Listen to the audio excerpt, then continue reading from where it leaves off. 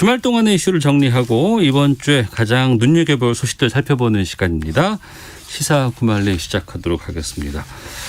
자, 문화일보의 이현정 논설위원 나오셨습니다. 안녕하십니까? 네, 안녕하세요. 예, 또 정치 전문 김보엽 기자 함께하십니다. 안녕하십니까? 안녕하십니까? 예. 이 얘기 안 할 수는 없어요. 바로 시작하겠습니다. 30대 당 대표가 등장을 했습니다. 이준석 대표 국민의힘에서 전당대회 이후에 저희들도 이제 좀 일부에서 인터뷰를 좀 해봤습니다만 어떠셨는지 평부터 좀 들어보도록 하겠습니다. 이현정 논설위원님. 네. 예. 정말 정신을 차릴 수 없는 정치 변화가 시작된 것 같아요. 예상하셨어요? 저도 이럴 것까지는 몰랐어요. 네. 사실은 뭐 이준석 대표가 저하고도 이제 방송 같이 하고 그래서 네. 한 번은 대표 출마하겠다고 그래서 네. 그래서 뭐 나중에 이제 김웅 의원 되면 거기에 그냥 자기는 광 팔고 이제 하겠다고 이제 그 정도 이제 이야기를 했었는데 실제로 완전히 역전이 돼버렸던 것 같아요. 그 의사 타진을 했을 때만 해도 김웅 의원이 젊은 그렇죠. 신진 세력의 등장으로 유력한 후보였지. 그렇죠. 본인은 이제 그냥 김웅 의원의 이제 페이스메이커 예. 이 정도로 이제 처음에 생각했던 것 같더라고요. 근데 이게 딱 하다 보니까 분위기가 완전히 급변했지 않습니까? 예. 실제로 이제 보면 아마 내재적으로 이제 정치 변화에 대한 욕구들이 굉장히 이제 끌어오르는 상황이었고 그걸 결국 이제 이준석 대표가 이제 터치를 한 거죠. 네. 그렇기 때문에 이렇게 이제 폭발한 것이라고 생각이 들고 결국 이제 정치사적으로 보면 우리가 산업화 세대에 이제 이승만, 박정희, 네. 그다음 민주화 세대에 이제 김대중, 노무현, 그다음에 문재인 대통령까지 있다가 결국 지금은 이제 이 이후에 새로운 노말로 찾아가는 단계가 아닌가. 그런 면에서 이제 이준석이라는 시작이 결국 이제 20, 30대들의 정치 세력화. 예. 이걸 이제 촉발시켰고 이 세대가 앞으로 어떤 면에서 이 코로나 이후에 새로운 어떤 정치 변화의 주도 세력으로 저는 등장한 게 아닌가. 네. 결국 장강의 뒷물이 앞물을 밀어내듯이 그리고 이 흐름 자체가 저는 뭐 엄청난 정치 혁명으로 사실 이어지면서 지금 뭐 오늘만 한 며칠만 하더라도 지금 정신을 차릴 수가 없어요. 네. 뭐 자전거를 타고 지금 국회를 들어오질 않나 뭐 참 바로 대전 현충원에 가질 않나 뭐 등등 이 행보 하나하나가 네. 사실은 정치적으로 굉장히 충격을 주는 것 같습니다. 큰 흐름의 변화까지 예상하시네요. 그렇죠. 저는 뭐 오히려 사실은 윤석열 현상보다는 이준석 현상이 더 정치에 미친 영향은 저는 클 거라고 저는 봅니다. 김보엽 기자님. 저도 정말 놀라운 변화라는 데는 동의를 합니다. 하지만 세대 교체, 정치 체제 변화를 네. 전망하기에는 조금 이르다고 보는데요. 이준석 대표가 당선되는데 가장 큰 힘은 세대 교체에 대한 열망, 네. 변화에 대한 열망 이런 것도 있지만 네. 좀처럼 변화를 잘 모르는 보수당에서 30대 영선 정치인을 대표로 한 데는 정권 교체에 대한 열망이 그렇게 크다. 절박감이 크다. 네. 저는 이렇게 이해를 합니다. 보수 진영에서. 이 주류와 비주류로 보면 이준석 대표는 사실 비주류 중에서도 비주류잖아요. 예. 보면서 저는 차도살인이라는 표현을 떠올렸는데요. 즉 정권 교체를 하는데 네. 약간 불안하더라도 이준석 대표가 훨씬 유리하다 하면 우리는 이준석 대표를 받아들일 수 있다라는 네. 당원들의 변화가 이런 변화를 촉발시키지 않았나 싶고요. 또 하나는 코로나19라는 특수성도 있는 것 같아요. 왜냐하면 제가 이준석 대표뿐만이 아니라 이번에 최고위원으로 당선된 분들 몇몇을 보면 네. 방송 활동을 통해서 대중적인으로 많이 알려진 분들이 대체로 상위권에 올랐단 말입니다. 그렇습니다. 그래서 네. 예전처럼 그냥 버스로 이렇게 당원들 모셔서 전당대회 하고 그랬으면 힘들었을 텐데 네. 선거운동 방식 자체가 되게 제한적이었고 새로운 방식의 선거운동을 하다 보니 이전에 되게 힘들었던 분들이 급 부상한 거 아닌가. 네. 저는 이렇게 보고 있습니다. 네. 한번 해봐라. 그래. 그 바꾼다고 하니 뭔가 변화를 주는 것 같으니 한번 해봐라고 뽑았어요.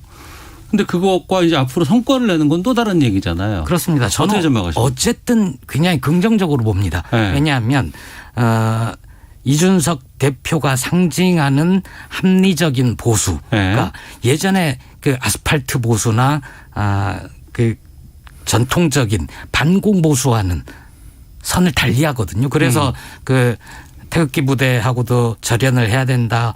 총선 이후에는 부정선거 주장하는 쪽하고도 아니다. 그거 아니다. 얘기를 했고 이번에 대구 가서는 우리가 박근혜 탄핵 정당성 인정해야 된다라고 호소를 하고 인정받지 않았습니까? 네. 그렇다면 예전에 보수가 새롭게 탈바꿈해서 건강한 보수가 된다면 그건 전반적으로 한국 정치의 발전에 저는 대단히 기여할 수 있다. 네. 이렇게 긍정적으로 보고요. 물론 어려운 점도 있을 겁니다. 왜냐하면 이준석 대표가 헤쳐나가야 되는 과제들이 네. 적지 않거든요. 예. 당의 화합 그리고 대선 안정적인 관리 이런 것들을 헤쳐나가야 성공을 하는데 아마 좀 어려운 점은 적지 않을 거다 이렇게 봅니다. 어떻게 전망하세요? 이준석 대표가 등장하면서 처음으로 내갔던 게 바로 이 공존이거든요. 네네. 뭐 비빔밥 예를 들면서 공존이라는 키워드를 제시를 했는데 사실 저도 뭐 586입니다만은 저희 세대 같은 경우에 학생운동을 경험한 세대 같은 경우는 이 공존에 대해서 별로 익숙치가 않아요. 그건 뭐냐면 결국은 이제 적과 아를 분명히 구분부터 하고 시작을 하는 거죠. 네네.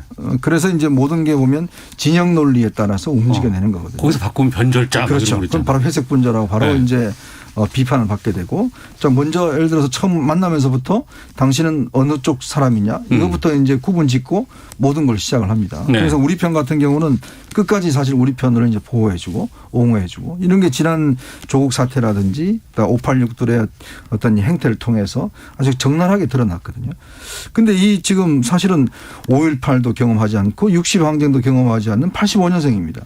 자, 이 이준석 대표가 등장함으로 해서 우리와는 전혀 다른 역사적 경험들을 갖고 있어요. 그러니까 이들에게는 그게 별로 중요하지 않는 겁니다. 네. 그러니까 너 나 어울려서 같이 술도 마실 수 있고 사실 이준석 대표가 여당의 김남국 뭐 장경태 이런 의원들하고 잘 어울리거든요. 잘 뭐 술도 마시러 다니고 그래요. 그러니까 그거는 사실은 586들한테 상상할 수 없는 일이죠. 그러니까 그거는 서로 다르더라도 네. 뭐 너 나 같이 공존하고 토론하고 뭐 이런 사이고 토론 끝나더라도 형하고 동생하고 지낼 수 있는 사이. 이게 사실은 정치권에 아마 지금 있는 분들은 굉장히 익숙치 않는 걸 거예요. 그러니까 이렇게 되면 앞으로 우리 정치가 사실은 이제 극단적인 진영 정치 때문에 그동안 대한민국이 굉장히 좀 정체해오고 갈등을 많이 빚어왔는데 네. 이 공존의 가치를 이제부터 어떤 몸으로 일단 실천해 주는 거다. 그런 생각이 들어요. 네. 또 하나는 이제 이 정치 문화의 변화입니다. 이번에 보면 1억 5천만 원 걷었는데 딱 3천만 원 쓰고 그다음에 1억 2천만 원 당에다가 이제 넘어갔지 않습니까? 아, 그랬어요? 네. 선거 비용을 딱 3천만 원 썼어요. 네. 보통 대표 선거 끝나면요. 이거 뭐 3천만 원은 하루 비용도 안 됩니다. 사실은. 뭐 수억 원 정도 쓰는데. 예. 그러니까 그동안 정치개혁 뭐 돈 안 드는 선거 말은 많이 했지만 실천한 사람들 별로 없거든요. 근데 딱 그냥 해버리는 거예요. 네. 그러니까 뭐 지하철 타고 다니고 가서 그냥 숙소하고 문자 안 보내고 본인이 그냥 SNS 활동하고 이런 걸 통해서 실제 정치 변화를 본인이 결과로 보여준 거거든요. 네. 이거는 사실은 앞으로도 상당히 그 정치권에 큰 변화를 좀 몰고 있는 즉 돈과 진영 정치 여기서부터 우리 정치가 만약에 이제 극복이 된다고 한다면 유럽식의 어떤 그런 정치 문화들 이런 게 이제 우리 대한민국에서 이루어지지 않을까 이제 그런 이제 일말의 이제 기대가 상당히 좀 있는 겁니다. 지난 4.7 재보궐선거 결과와 연결돼서 봐야 될지 한편으로는 그때만 해도 이런 이준석 바람 이런 쪽은 아니었거든요. 근데 이게 확 변화가 좀 일고 그렇다고 한다 그러면 앞으로 남은 가장 큰 이제 산이 바로 이제 내년 3월 9일 대선인데 이게 거기도 영향을 미칠까 싶기도 하는데 어떻게 보세요? 저는 이 바람이 그냥 한번 불고 마는 바람은 아니라고 생각을 합니다. 뭔가 굉장히 큰 변화의 바람이 불고 있다. 네. 그런데 이제 우리가 이전의 현상들을 좀 경험을 했거든요. 예. 안철수 현상을 경험을 했는데 꼭 안철수가 수혜자는 아니었어요. 이번에도 저는 그 이준석 현상이라는 어떤 굉장히 큰 변화의 바람을 요구하는 민심을 이준석 대표가 떠안고는 있으나 네. 이게 그냥 다 수혜자가 이준석이 될 거다. 이렇게 보지는 않습니다. 예. 세대 교체라고 보는 건 조금 판단이 이르다라고 제가 보는 이유도 박근혜 전 대통령이 됐다고 그래서 당시까지 정치의 주류였던 남성이 여성으로 바뀌지 않았고 그리고 박근혜 전 대통령 정권 이후에 여성의 인권이 획기적으로 향상이 됐다거나 그렇지도 않았습니다. 박근혜 전 이 대통령은 박근혜가 됐지만 여성이 주류의 교체로 한 건 아니거든요. 이준석 대표 역시도 현재 본인은 굉장히 도드라져 보이지만 같이 손잡고 가는 다른 그 국민의힘 내부의 정치인들은 있습니다. 하지만 눈에 잘 보이지 않아서 이걸 전면적인 세대 교체로 보기는 좀 힘들 것 같고 다만 대선에는 굉장히 영향을 끼칠 수 있다. 이렇게 봅니다. 어떻게 보세요? 근데 저는 좀 다르게 보는 게 사실 이제 문재인 대통령을 비롯해서 노무현, 김대중 대통령은 사실 586이라는 세력들이 강력한 지지 속에 당선이 됐거든요. 네. 저는 아마 내년 대선은요. 지난 4.7 재보궐선거를 보면 결국 MZ세대들이 누굴 지지할 것이냐. 저는 그게 굉장히 결정적인 영향을 미칠 거라 봐요.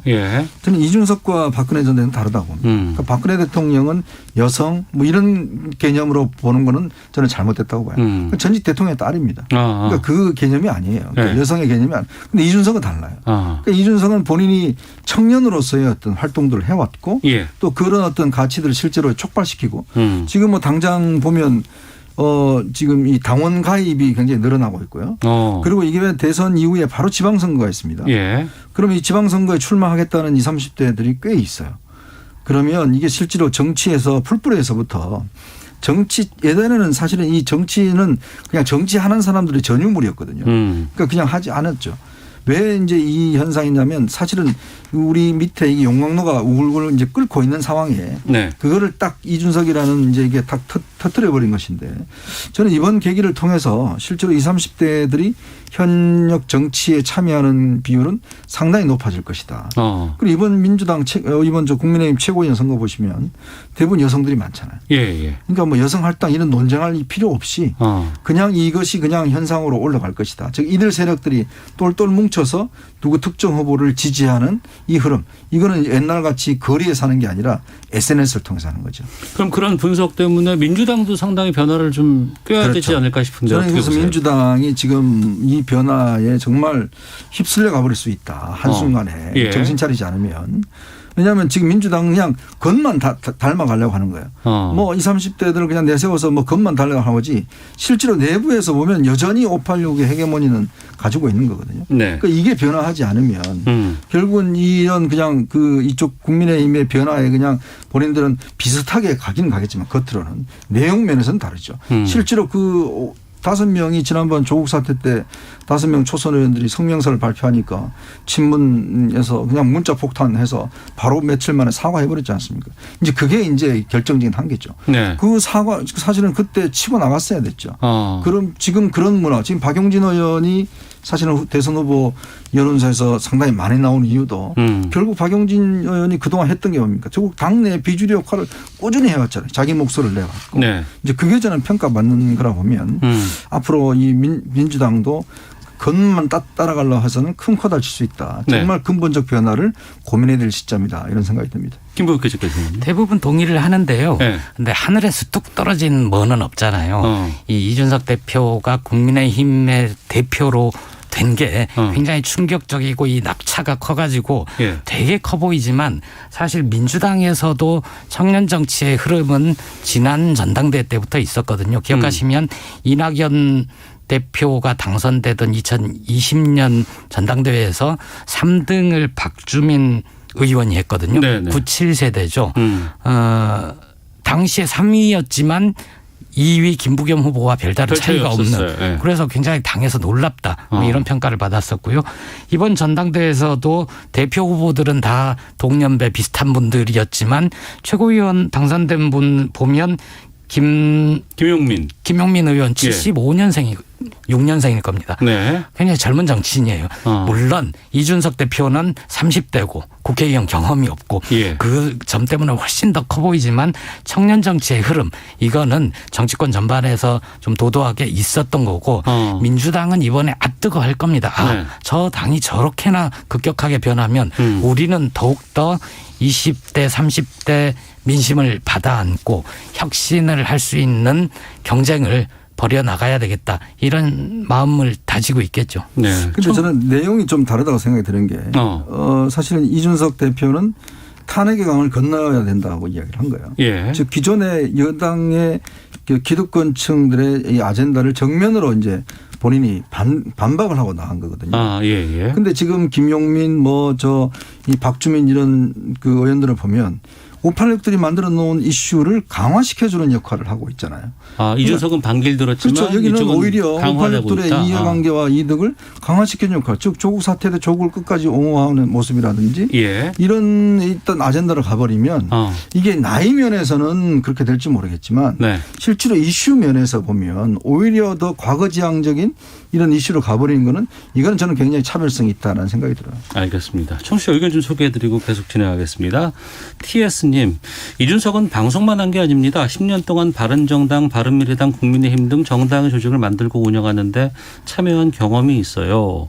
여행 그리기님, 선거 비용 3천만 원만 썼다고요? 대단합니다. 2030 세대의 힘을 보여줬으면 합니다. 8998님, 국민의힘은 아직 당대표만 바뀌었습니다. 내부가 얼마나 변할지 두고 봐야 합니다. 지금은 이준석만 존재하는 상황입니다. 8923님, 저는 진보이지만 이준석 대표가 화합하고 우리나라를 업그레이드하는 정치를 한다면 이준석 지지할 수 있습니다. 라는 의견들 상당히 좀 이번에 이런 파격적인 변화 선택은 네. 우호적으로 좀 많이 좀 보는 입장들이 예. 좀 많이 좀 다가오곤 있습니다. 그러면 이거 지금 당대표 선거에도 좀 이런 상황인데 대선에서는 이게 어떻게 작용할까요? 그러면 지금 야권에서 유력 주자들 오히려 지금 그 대선 주자가 묻히는 상황까지 지금 와버리는 거거든요. 그렇죠. 이거 어떻게 될까요? 어떤 영향을 줄까요? 저는요, 이게 지금 이 흐름을 그냥 쉽게 봐서는 안 될 겁니다. 대선자들이. 이준석발 지금 정치 문화의 변화. 네. 뭐냐면 끝장 토론 하자는 거 아닙니까? 토론 배틀을 해서 네. 하고 예전같이 그냥 세력으로 그냥 어영부영해서 대선 후보 될 수 없다는 거거든요. 그러니까 같은 버스에 출발하면서 결국 자기의 실력을 10분 발휘해 줘야 된다. 네. 그러면 이 정치공학보다는 실력주의가 통하는 거죠. 저는 그래서 실제로 이렇게 되면 그걸 한번 맛본 국민들이기 때문에 네. 예전에 어떤 그 방식의 대선 후보 경선 행보만 하고 좋은 모습만 보여주고 그런 지지자들만 하고 예. 이렇게 해갖고는요 저는 안 된다고 봐요. 결국은 치열하게 어떤 문제에 대해서 서로 토론하고 그런 문제 국민들을 설득해내고 이런 과정에 있는 그 경쟁 속에 살아남는 후보 그 후보가 결국은 대통령 근접하는 거지. 자칫하다가는 이제 예를 들어서 예전같이 그냥 짤짤해진 이벤트식으로만 인기를 끌다가는 네. 이건 훅 갈 수가 있다. 왜냐 유권자들은요 이제 맛있는 걸 먹어봤습니다. 예. 근데 자꾸 옛날 걸 먹으라고 그러면 그거 이제 선택 안 해요. 예. 좀 더 맛있는 걸 찾거든요. 근데 그 맛있는 걸 대선 후보 경선에서 주지 않으면 실망감을 가질 수밖에 없어요. 그렇기 때문에 윤석열 전 총장이나 지금 당 밖에 있는 사람들도 저는 이 문제를 굉장히 긴장하고 보고 있다. 이렇게 평가를 하고 있습니다. 김 기자께서는요. 저도 경선이 역동적인 데에 기여를 할 거다. 그냥 쉽게 후보가 되고 쉽게 경선을 했다가는 쉽게 질 수 있다는 위기감들을 양당 모두가 느낄 겁니다. 어차피 예. 대선 후보는 누구 이거 의미 안 통한다는 거죠. 이제. 근데 저는 조금 달리 생각을 해보면 예. 그런 질문도 던질 수 있어야 된다고 생각해요. 저렇게 인기가 높아진 그리고 변화의 아이콘이 돼버린 이준석 대표 이런 사람이 왜 이번 대선에 출마를 못할까? 그건 헌법의 문제잖아요. 예. 그렇다면 헌법에 여야 양당 정치권이 쉽게 합의할 수 있는 문제들을 예를 들어서 대선 출마나 국회의원 출마에 연령 제한이 있는 것 좀 이게 이해가 안 가거든요. 네. 그런 거라든지 최소한 합의할 수 있는 거라도 급하게 개헌을 할 수도 있는 거잖아요. 이준석 대표는 왜 대선 출마를 못합니까? 이런 의문도 좀 갖고 지금 정치를 제약하는 여러 헌법이나 악법이나 이런 것들을 고치는 대로 나아가기를 바랍니다. 네, 알겠습니다. 자, 시사구말리 문화일보 이현정 논설위원 또 김보협 기자와 함께 말씀 나누고 있습니다. 다음 주제로 좀 가보도록 하겠습니다. 공수처가 윤석열 전 총장에 대해서 직권남용 혐의로 고발 사건 수사 착수를 했다는 보도가 나왔습니다. 아무래도 유력한 대권 후보로 떠오르는 인물이기 때문에 여기에 대한 여러 정치권 공방들이 좀 거세지고 있는데 고위공직자범죄수사처의 윤석열 전 총장에 대한 수사 어떻게 보시는지 좀 여쭤보도록 하겠습니다. 이현정 논설위원님. 글쎄요. 저는 이게 내용 면에서나 또 시기적으로나 예. 공수처가 이런 선택을 했을까 좀 의아한 측면이 있습니다. 의아하다. 일단 내용 보면 지금 공수처에 한 1,400여 건 정도 지금 사건이 지금 접수가 됐다는데요. 네. 이 입건이라고 하는 것은 일단 사건이 수사할 만하다라는 라고 해서 이제 피해자로 이제 그래서 입건해서 정식 수사를 하는 거거든요. 네. 지금 이제 7호, 8호로 입건을 했어요. 1호는 조희연 교육감 사건이고. 근데 지금 이 옵티머스 사건은 이미 서울중앙지검장 시절에 윤 총장이 지난번에 문제가 됐지만 이게 이제 각 부장 정결 사항으로 끝났던 문제 아니겠습니까? 또 이제 한명숙 전 총리 모해위증 사건 같은 경우도 이것도 사실 징계안에 올라갔다가 결국 이제 무혐의로 돼버린 사건이거든요. 네. 근데 이게 지금 뭔가 특별한 지금 증거가 없는데 추가적인 증거 제가 보기에는 근데 이거를 지금 공수처가 저 인력 가지고 지금 공수처의 검사들이요.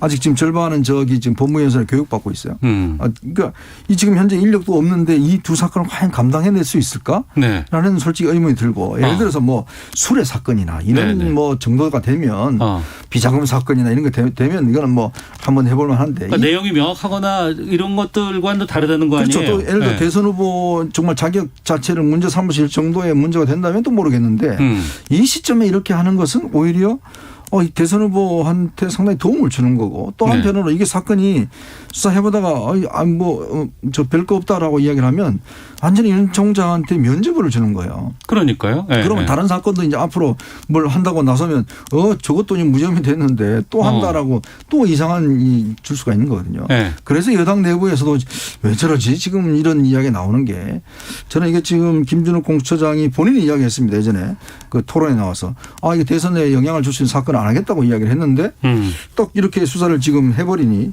저는 좀 이게 납득가 안 가요. 솔직히 이게 어떤 결과를 낼지 네. 이거 수사 한두 달 갈 텐데 이 계속 문제가 되면 오히려 저는 윤 총장한테 도움이 되면 됐지 별로 불리할 건 없는 것 같은 느낌입니다. 그러니까 날개를 달아줄지 아니면 커다란 치명타를 줄지에 대해서 해석이 좀 분분하거든요. 김보엽 기자는 어떻게 전망하십니까? 형식적으로만 보면 아직 김진욱 공수처장의 말에 위배된 건 없죠. 대선에 영향을 끼치지 수사는 않겠다는 건 대선에 명확하게 후보로 나오겠다는 얘기를 윤 전 총장이 한 건 아니지 않습니까? 네. 그리고 저는 입건을 한다고 해서 그게 반드시 기소로 이어진다는 생각은 안 합니다. 기초적인 조사를 하고 수사를 해보고 고발인 조사도 하고 하다 보면 기소를 안 할 수도 있겠죠. 다행스럽게 생각하는 건 물론 야당 쪽 국민의힘 쪽에서는 윤석열 죽이기다 이런 비판도 나오기는 하지만 네. 이걸 놓고 나서 여권이 정치적 공작을 한다거나 정치적 의도를 가지고 윤 전 총장을 입건을 했다거나 이런 식의 주장에 대해서 국민들이 그닥 많이 공감하지 않는 것 같아요. 그 점에 대해서는 좀 다행스럽게 생각하고요. 예. 두 가지 혐의에 대해서는 저 자세한 내용은 잘 모르지만 일단 앞에 말씀하신 대로 그 검찰의 감찰에서 좀 합동 감찰에서 결론이 나지 않았던 문제도 있고 한명숙 전 국무총리 수사팀 모해위증 교사 의혹 사건 이것도 좀 미진한 뭐가 명쾌하게 정리가 되지 않은 건 있습니다. 그래서 저는 일단은 공수처 수사를 좀 지켜봤으면 좋겠습니다. 네. 그러니까 지난번에 조희연 교육감을 1호로 지명했을 때도 그렇고 또 이번에 윤석열 전 총장에 대해서 수사를 하는 것도 그렇고 공수처의 이런 그 상황에 대해서 이게 뭐지? 아니면 왜 이 시점에 이런 부분들이 좀 많이 나오는 것 같아요. 어떻게 그렇죠. 이거 왜 그럴까요? 사실 공수처라는 게 이제 검사, 판사, 권력기관들의 어떤 그 감시하기 위해서 단체잖아요. 네. 근데 사실 저는 출발부터 좀 문제가 있었던 게 물론 출발해서 이제 여러 차례 이제 뒤집어졌지만 그러니까 정작 이렇게 만들어진다 그러면 정말 수사 전문가들을 임명을 했어야 돼요. 네. 수사를 오랫동안 해본 사람들 임명을 해야 이거 수사기관이지 않습니까? 공수처가 무슨 판단기관이 아니에요. 예. 근데 지금 처장, 차장 전부 다 판사 출신이고 여기 검사들 출신들 딱 3명밖에 없어요. 이 전체 14명 검사 중에서. 그러니까 수사를 해본 사람이 별로 없습니다. 수사라는 게 이게 간단치가 않습니다. 일반인들 저도 법조 출입기자 경험해보면 그냥 다 수사하는 것 같지만 이게 수사라는 게 치밀하게 법리와 증거 이런 것들을 수집하는 게 이게 쉽지 않거든요. 네.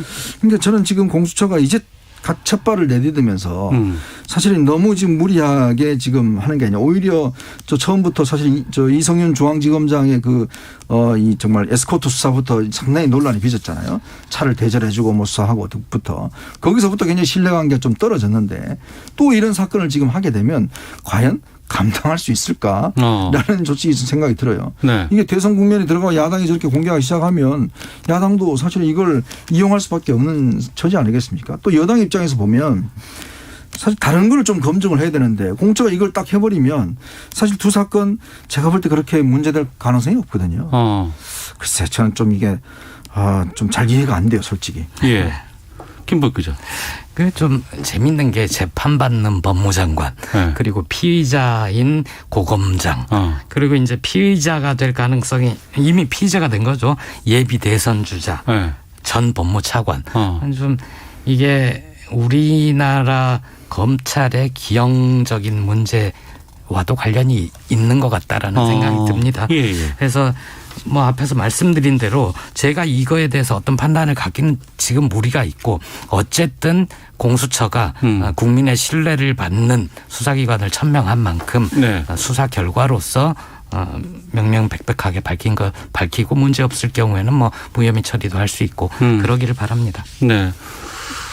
앞서 검찰의 기형적인 문제라고 하셨는데 알겠습니다. 청취자 의견 소개해드리고 좀 마쳐야 될 것 같은데 8748님은 윤 전 총장 공수처 조사는 지금밖에 없습니다. 그렇지 않으면 제2의 BBK처럼 될 수 있습니다. 지금 조사받아서 문제가 없으면 날개를 달 수 있는 거겠죠. 수사는 조국 전 장관 때처럼 조국 장관 때 수사처럼 하면 됩니다. 청취자 오직님은 추미애 전 장관이 키운 윤석열 전 총장을 이제 공수처가 안아 키우는 격이라고 봅니다. 라고 의견 주셨는데 여기까지 하도록 하겠습니다. 시사구말리 이현종, 김보엽 두 분과 함께했습니다. 고맙습니다. 네, 고맙습니다.